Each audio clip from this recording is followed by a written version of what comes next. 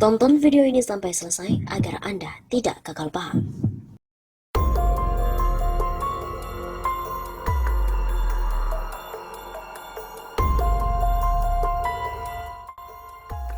Halo Sobat 6518, kembali lagi bersama dengan kami untuk mengulas fakta-fakta perpolitikan dan juga informasi terkini di tanah air. Kedekatan dengan NRC membuat Indonesia rugi secara politik dan juga ekonomi. Pemerintah Indonesia dirugikan secara politik dan ekonomi atas kedekatan dengan Cina. Kedekatan pemerintahan Indonesia dengan Cina tidak menghasilkan keuntungan, rugi politik dan ekonomi. Begitu kata pegiat media sosial Adi Ketu dalam artikel berjudul Siapa Pemimpin Indonesia berikutnya. Secara perlahan, strategis mengiris ekonomi dan politik yang dilakukan Cina menggunakan teknik salami slicing telah membuat kegoncangan politik dan juga ekonomi di dalam negeri. Sikap di antara anak bangsa Indonesia pun juga sudah terbelah, terdampak melemahkan keutuhan negara dan bangsa, dan ini dimanfaatkan secara penuh oleh Cina. Adik itu juga mengatakan Cina tengah melakukan kudeta merangkak terhadap negara Indonesia. Kudeta ini akan berhasil bila pemerintahan jatuh ke pelukan Cina seperti halnya rezim sekarang. Maka itu harus dihentikan demi kebaikan Indonesia. Itulah mengapa ketika akan memilih pemimpin masa depan Indonesia, pertanyaan mendasarnya yang sebaiknya dilakukan adalah apakah calon ini mempunyai kedekatan dan didukung oleh Cina. Bila jawabannya calon ini adalah calon yang dekat dengan Cina, maka jawabannya adalah tidak. Begitu tegas Adi Ketu.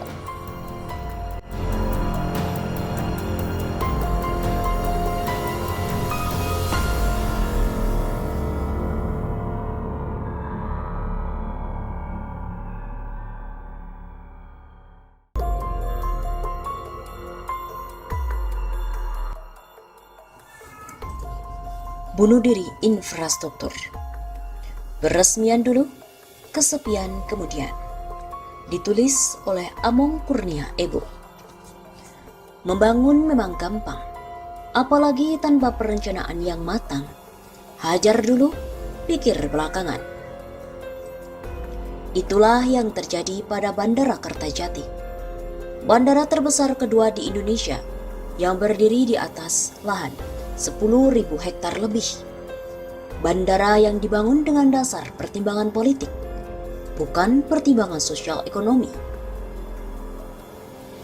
Bandara yang dibangun di tengah areal persawahan yang sangat jauh dari pusat industri dan perdagangan. Dan tentu saja minim fasilitas penunjang seperti hotel, pusat perbelanjaan, sarana transportasi publik dan semacamnya. Akibatnya, sejak diresmikan oleh Jokowi, bandara ini seperti bandara mati suri.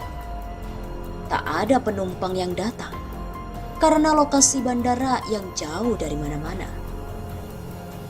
Dari Bekasi maupun Bandung masih 100 km lebih jaraknya. Kalau macet harus ditempuh dalam waktu 3 sampai 4 jam perjalanan. Berarti penumpang harus berangkat 6-7 jam sebelum penerbangan pesawat. Calon penumpang pasti akan mikir 2 kali. Ini tidak efisien secara waktu maupun finansial. Kelamaan dan kecapean di jalan sebelum proses check-in. Bandara yang super megah ini hanya diisi oleh satu rute penerbangan yang masih bertahan. Itu pun okupasi penumpang hanya 30% saja. Hanya ada 10-20 penumpang setiap terbang. Sudah bisa dipastikan, maskapai rugi besar. Miris memang. Biaya operasional bandara per bulan mencapai 6 miliar rupiah. Sedangkan pendapatan hanya mencapai 500-600 jutaan rupiah. Ya, nggak sampai 10%. Rugi bandar istilahnya. Sampai kapan bisa bertahan? Di sisi lain, April lalu, Menteri Luhut dengan bersemangat sudah mewakili Presiden untuk kontrak 24 bandara baru di Indonesia dengan investor dari Cina. Dengan alasan pembangunan infrastruktur masih harus digenjot di Indonesia. Sama dengan Bandara Kertajati, 24 bandara itu investornya juga dari Cina.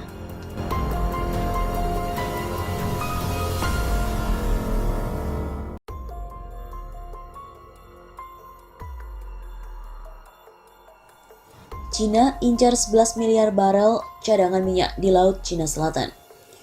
Departemen Luar Negeri Amerika Serikat mengaku prihatin dengan laporan campur tangan Cina terhadap kegiatan minyak dan gas di Laut Cina Selatan yang disengketakan negara-negara ASEAN.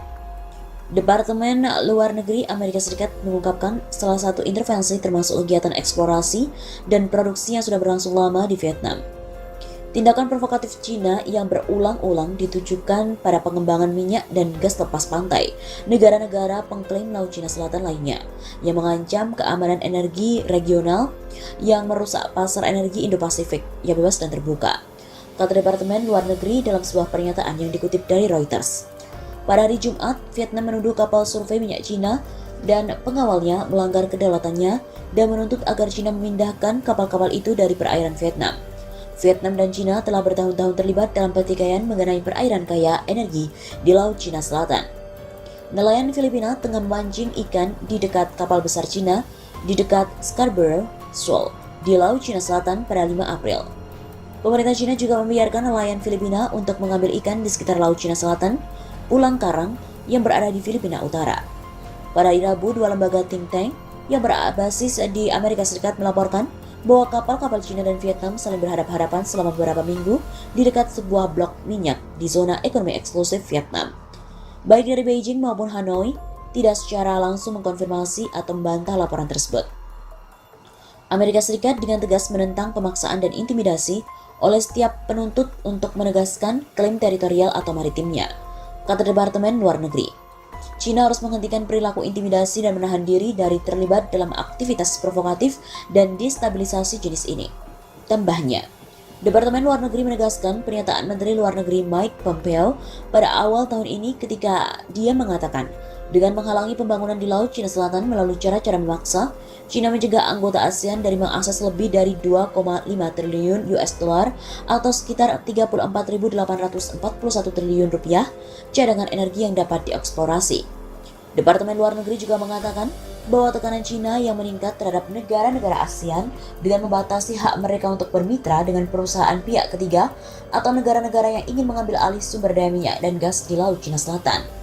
Reklamasi dan militerisasi Cina atas pos-pos yang disengketakan di Laut Cina Selatan, termasuk penggunaan milisi maritim untuk mengintimidasi, memaksa dan mengancam negara-negara lain, merusak perdamaian dan juga keamanan kawasan. Katanya, menurut Center for Strategic and International Studies (CSIS), dalam laporan Asia Maritime Transparency Initiative, Badan Informasi Sumber Daya Alam dan Energi Amerika Serikat mencatatkan bahwa Laut Cina Selatan memiliki 5,3 triliun meter kubik cadangan gas dan 11 miliar barel minyak di sepanjang wilayah Laut Cina Selatan yang tengah disengketakan.